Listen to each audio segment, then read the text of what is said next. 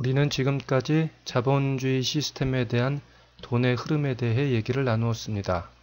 지금부터는 이러한 개념을 갖고 투자 시점을 읽는 방법에 대해 얘기를 해보려고 합니다. 사실 이 강의가 투자를 하는 데 도움이 돼야 저나 여러분도 이 시간을 갖는 의미가 있겠죠. 그럼 일반인들이 투자를 하는 주된 대상은 무엇일까요? 맞습니다. 부동산이나 주식이 대부분일 겁니다. 그럼 부동산과 주식으로 수익을 낼 수 있는 가장 기본적인 원리는 그렇죠. 누군가 내 구입 가격보다 비싸게 사주면 수익을 낼 수 있는 겁니다. 그렇다면 이런 상황이 되려면 돈이 잘 돌아야 된다는 그런 의미가 되겠죠. 그런데 우리는 앞에서 돈이 잘 돈다는 의미는 빚이 늘어나야 된다라고 배웠습니다. 따라서 내가 투자를 했을 때 이익을 볼 수 있는 가능성을 최대화하려면, 높이려면 사회 전체 빚이 증가하는 시점에서 투자를 해야 되는 겁니다. 반대로 사회의 전체의 빚이 줄어들거나 정체하는 시점에서의 투자는 일반적으로 수익을 가져다 주기가 매우 어려운 상황이기 때문입니다. 정말 빚이 줄어들면 수익 내기가 쉽지 않을까요? 일본의 예를 보겠습니다. 지금 여러분이 보고 있는 차트는 GDP 대비 일본의 가계부채 비율인데요. 가계부채는 파란색 막대선입니다. 97년, 6년에 이제 정점을 찍게 되죠. 그리고 그 이후부터 조금씩 부채가 감소되는 것을 볼 수 있습니다. 이렇게 가계부채가 95년, 6년, 7년도에 주춤주춤 하다가 감소되면서 일본의 주택도 같이 하락을 하게 됩니다. 그런데 부채가 감소되는 비율보다 부동산 가격은 그 이상으로 하락하는 것을 볼 수 있습니다. 오른쪽에 보고 계시는 차트가 주택가격 지수 차트인데요. 가장 밑에 하단에 있는 부분이 일본의 주택가격 지수입니다. 93년도에 100을 기준으로 해서 지금 현재는 아니죠. 2011년 6월 달에 50을 하회합니다. 즉 가계부채가 이제 줄어드는 어떤 그런 현상과 주택가격 지수의 동조화 현상을 보실 수가 있습니다.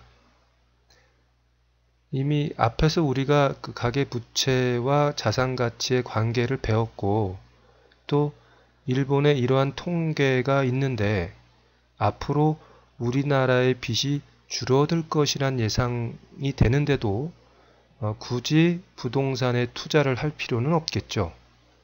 물론 개별적으로 투자 가치가 있는 시장은 있습니다. 저는 일반적인 상황을 말씀드리는 겁니다.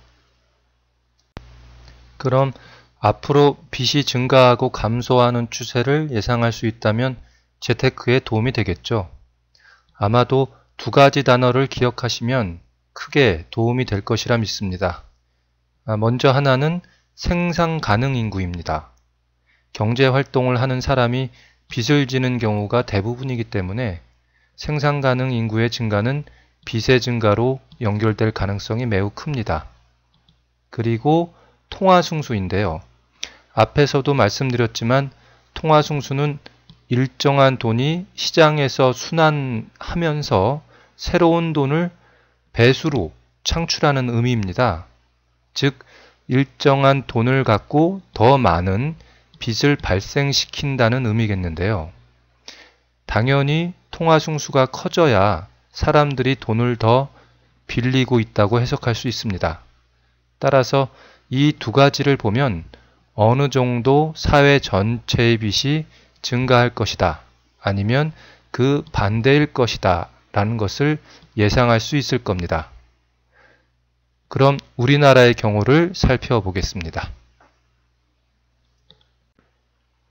빚의 증가의 가장 중요한 요소라고도 볼 수 있는 생산 가능 인구의 상황이 우리나라 같은 경우는 어떤 상황인지 그 자료를 보도록 하겠습니다. 지금 보고 있는 자료는 그 연합뉴스의 2012년 11월 7일자 자료인데요.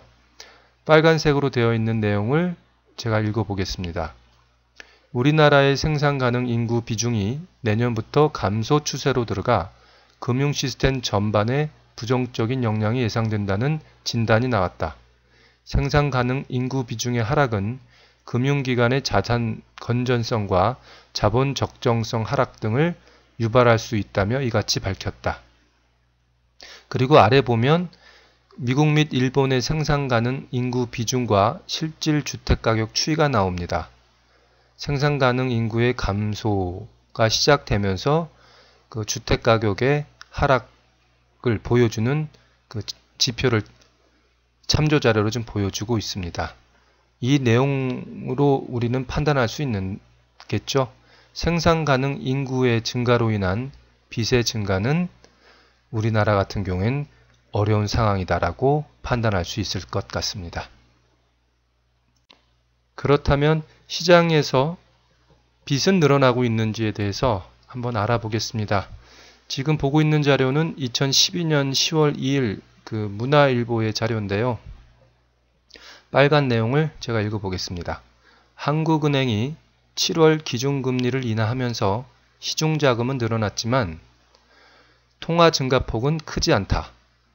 중앙은행이 내려보낸 돈 한 단위가 몇 배의 통화를 창출했는지를 나타내는 통화승수는 7월 현재 22.2로 2000년대 들어 최저 수준이다.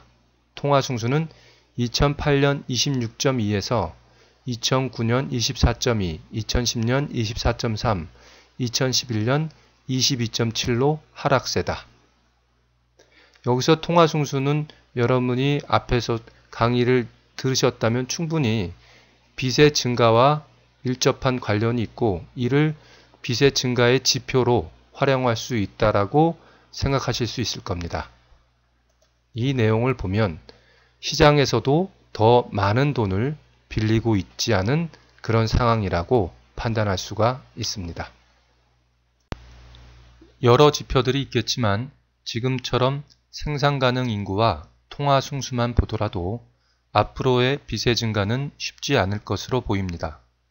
빚의 감소나 정체 혹은 아주 느린 증가는 실제 경제를 매우 안 좋게 만듭니다.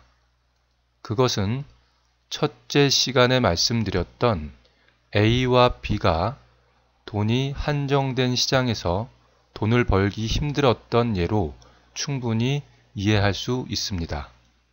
따라서 시간이 진행됨에 따라 일반적인 투자 패턴은 이런 어려운 시장 상황에 적응이 필요하고 또 그렇게 될 것으로 예상합니다. 부동산 투자 시장의 경우는 투기보다는 실수요자 중심의 시장이 예상되며 이에 따라 임대 수익 중심의 투자가 중심이 될 것으로 보입니다. 과거 빚을 내어 집을 사고 그 집이 상승하면 부채 부담이 감소하여 다시 빚을 내어 자산을 증가시키는 투자 방식은 앞으로는 쉽지 않을 것으로 예상됩니다. 주식시장의 경우는 빚의 증가와 관련된 정책 및 시장 흐름에 따라 매우 급변하면서 움직일 가능성이 큰데요. 하지만 장기적으로는 상승할 것으로 보입니다. 단 상승하더라도 업종별 차이는 클 것으로 예상됩니다. 즉 선별적 투자가 필요하다는 의미인데요. 부동산 시장보다 주식시장의 강세를 말씀드리는 이유는 현재의 어려운 상황을 극복하기 위한 해결 방안과 관련되어 있기 때문입니다. 그 이유를 말씀드리겠습니다. 자본주의 시스템의 빚의 증가는 꼭 필요합니다. 이제 여러분들도 이 부분에 많이 동감할 것이라 생각합니다. 따라서 지금은 어렵지만 언젠가는 빚의 빠른 증가가 이루어지고 경제의 선순환이 진행될 것으로 예상합니다. 하지만 과거와는 다른 새로운 방법이 될 것으로 보이는데요. 바로 기업이 빚을 생산하는 주체가 될 가능성이 큽니다. IMF 다들 기억하실 겁니다. IMF를 맡게 된 주 원인은 기업들의 부채였습니다. 그래서 정부가 그 빚에 많은 부담을 떠안으며 그 어려운 시절을 보냈죠. 그리고 서브프라임 사태는 가계부채가 원인입니다. 우리나라 부동산 거품 상황도 마찬가지겠죠. 그래서 현재 정부에서 IMF 때만큼은 아니지만 가계부채 중 많은 부분을 간접적으로 떠안고 경제를 살리기 위해 또 다른 빚을 지고 있습니다. 이렇게 경제 주체별로 순환이 이루어지며 빚의 덩치를 키워왔고 경제는 성장해 왔습니다. 참 아이러니하지만 현실이죠. 따라서 순환 사이클별로도 이제 기업에서 투자를 하며 부채를 생산해야 할 시점이고 굳이 시점을 논하지 않더라도 부채 능력 면에서도 정부와 가계보다는 기업의 부채 능력이 우수한 사항입니다. 하지만 기업은 쉽게 빚을 내어 투자하지 않습니다. 가장 이익 집단 성격이 강하기 때문이죠. 그래서 기업의 투자는 신기술의 등장과 밀접한 관련이 있습니다. 쉬운 예로 10년 전 자신의 피부로 돌아가는 신약이 나왔다면 여러분들은 빚을 내서도 사고 싶어 하겠죠. 물론 기업들도 빚을 내어 투자하려고 할 겁니다. 이러한 신기술의 등장이 가장 좋은 해결책이 될 것으로 예상합니다.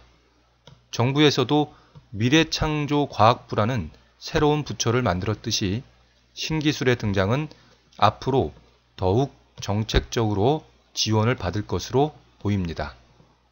이로 인한 새로운 버블이 지금의 돈이 잘 돌지 않는 상황을 해결하는 좋은 해결책이기 때문입니다. 그래서 IT, 융합의학, 친환경에너지, 신소재 등 신사업을 예의주시할 필요가 있습니다. 이러한 산업의 발달이 빚을 증가시켜 경제의 선순환을 이끌어낼 수 있는 가장 좋은 방법이기 때문입니다. 네, 지금까지 돈의 흐름, 즉 빚의 흐름 측면에서 경제를 보고 투자 시점을 파악하는 방법에 대해 설명을 드렸습니다. 이 동영상을 보고 경제 기사를 접하게 되면 좀 더 쉽게 다가오고 행간의 의미를 이해하실 수 있을 거라 생각합니다. 제가 들었던 예들이 조금은 과장되고 단순화한 점도 있지만 쉽게 설명을 드리기 위한 방법이었다는 측면에서 여러분의 이해를 부탁드립니다. 그럼 지금까지 설명드린 요약 내용을 살펴보겠습니다. 첫째, 빚과 자본주의 관계. 빚이 증가해야 자본주의 시스템은 잘 돌아간다 라고 말씀을 드렸죠. 두 번째, 빚과 은행의 관계.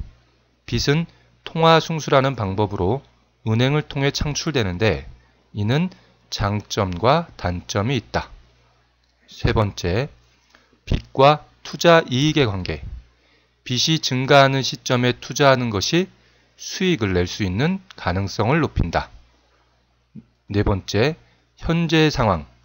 생산 가능 인구와 통화숭수로 보면 빚의 증가가 어려운 상황이다. 즉, 투자하여 수익 내기가 쉽지 않은 국면이다. 다섯 번째, 신기술을 통한 새로운 빚 창출이 예상된다.